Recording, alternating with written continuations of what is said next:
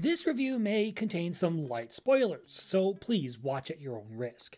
Hayao Miyazaki and Studio Ghibli are probably some of the most renowned names in the anime film world. With his work through Ghibli, Miyazaki has created some of the most iconic anime film titles, and his recent release is no significant deviation from the usual Ghibli quality. I'll be entirely honest, I do not think that this was the greatest work of both studio and director, but it is still a significantly good piece of entertainment that I highly recommend. On the technical side, it is a very satisfactory movie to watch. In terms of animation, it lives up to the quality of its predecessors, even surpassing them due to the aid of technological advancements and so on. Animation looks deliberate and very intricate at times, capturing me with the way movement and action is defined very clearly. To say it another way, the movie is stunningly good looking, with the usual Ghibli style to give you a healthy dose of nostalgia. So from a visual standpoint, the movie is solid. In terms of overarching surface level story, it's fairly good.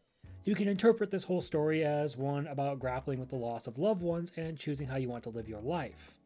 But I feel like the movie needs to be divided into two parts: the surface level enjoyment of normal movie-going fans more like myself, and the interpretation of the film for those who are fans of Miyazaki's art. The main character, Mahito, lost his mother in the air raids against Japan during World War II, and the struggle to accept the changes that come into his life piled on top of that make him struggle through this period of his life. He's rejected by his classmates and chooses to injure himself to provide an excuse for not wanting to be around them. He pushes his new mother away in spite of her attempt to close the distance because of his inability to deal with that loss. But as the mystical elements of his new home close in on him, he begins to accept the new order of things around him. One thing I like about the surface level story of this movie is that it doesn't try to portray any of the family members as evil or bad. Mahito is just a struggling young boy grappling with the loss of his mother. His father is a good person too. He isn't a slacker, and he's willing to charge straight into danger in spite of warnings from his family. The stepmother is kind even in spite of the fact that Mahito tends to be very difficult. And even in spite of all their flaws, the family seems to be a really good depiction, especially closer to the end of the film.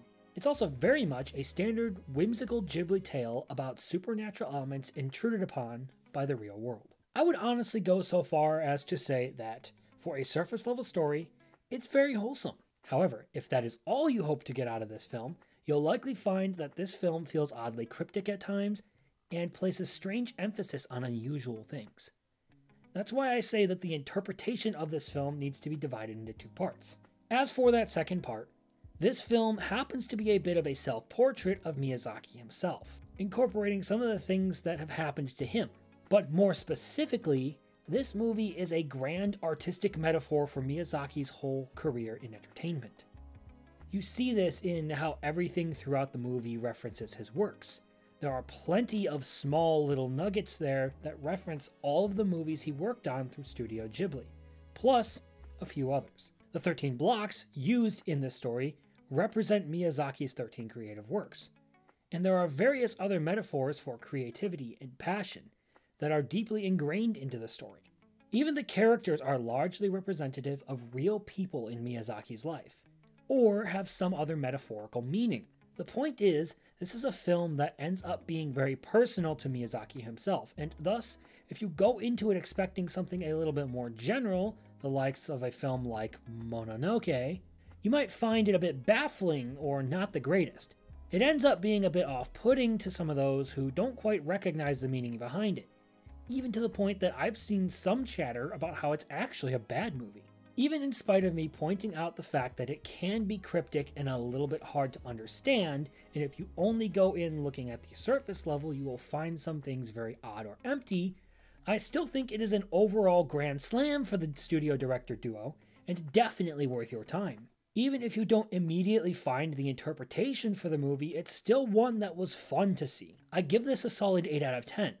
It's a good movie, but not one I can go recommend to a lot of people around me, because I don't know a whole lot of people who are Ghibli fans like I am. I don't think it compares to works like Princess Mononoke, Howl's Moving Castle, or Nausicaa of the Valley of the Wind, but it's not a bad entry to the Ghibli franchise. Either way, to those of you out here on the internet who are Ghibli fans and haven't already gone to see this one, what are you doing? You should probably go see it. Do that now. But that's all out of me. Thanks for your time.